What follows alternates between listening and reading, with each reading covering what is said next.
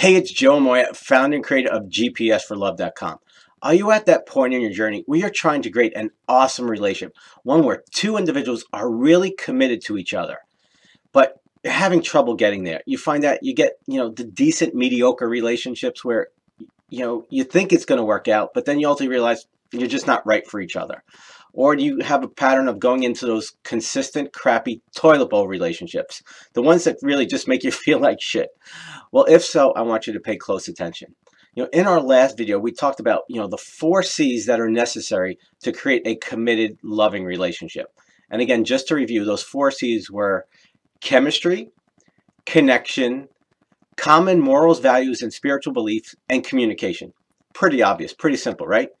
Well, I want to add one more because it's one that most of us don't even think about, but it's actually the #1 cause of most divorces. The reason most marriages fail, it comes down to this last C. Care to guess what it is? Well, before I tell you, I'm just gonna give you a little story, because when I was shopping for an engagement ring, they talked about, the 3 C's. If you're gonna buy a woman an engagement ring, you gotta talk about the 3 C's, which were the clarity, the color, and the cut. And I remember talking to the guy, and he's like, don't forget the 3 C's. And I'm like, yeah, but you forget the 4th C, which is the most important, because the 4th C determines what cut, what clarity, and what color you can actually purchase.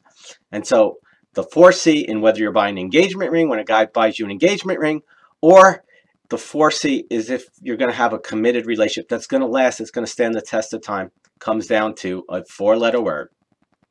It's cash. It's money.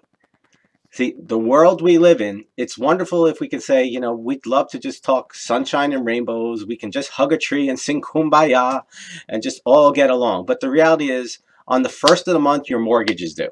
And if you go to the bank and you say, but I've got a wonderful man, he loves me, he treats me great, the bank says, that's nice, where's our money?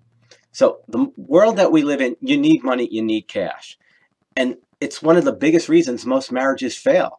So you got to know this ahead of time. So as you're dating, remember, this is about real life practical skills, practical strategies, practical tips. They're going to help you learn to see if this guy's compatible to give you the commitment you're looking for and the quality of relationship that's going to stand the test of time. So when you have struggles, are you going to be able to work together? So as you're dating, you want to pay attention. If this guy flips burgers at McDonald's, and again, there's nothing wrong, we all need, someone to flip the burgers at McDonald's. But if that's what he does for a living, and he's driving a BMW, you want to pay attention. Something's not right here. Or, if he's got, just a blue collar, he's a blue collar worker, and all of a sudden he's whipping out his credit card and he's buying gold, he's buying jewelry, and he's going on trips. There's a part of you go, does this guy really afford it? If the guy's living at home, he's 40, 50 years old, and he's living in his mother's basement, you want to pay attention to that, because how is he going to be able to provide for you? How is he going to be able to support you? Is he going to be a financial burden on you? Now, look, there was a time in my life when I met Natalie, I was $60,000 in debt due to my student loans. Okay.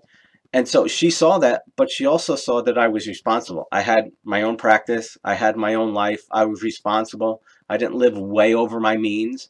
I had credit cards, and ultimately I got in a little credit card trouble later on down the road, but I was never irresponsible. I never didn't pay my bills. So these are the things that you want to observe. These are the things that you want to look out for, because part of the challenge is you're so focused on the chemistry, you're so focused on the excitement, especially in the beginning, that you don't look at these things. And so you want to know this ahead of time. You want to look out for this. And when you do, it's going to make your journey much easier, because it's going to cause you not to get into a situation, not get into a relationship that's going to cause you a lot of problems, which ultimately is going to lead to the result you want anyway. So my philosophy is better to recognize it in the beginning and run than to continue to invest your time, energy, and your heart, because at the end, you're just going to wind up wasting all 3. So I'd love to hear from you. You've been around the block. You've had a lot of relationships at this point in your life. So has money ever been a factor? Has you ever been with a guy who lived way above his means? Did you live with a guy who wasn't financially responsible?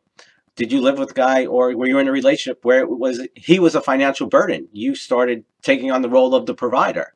And were you okay with that in the beginning, but ultimately realized you weren't? Again, there's no right and wrong, but this is how we learn. So take some mirror time.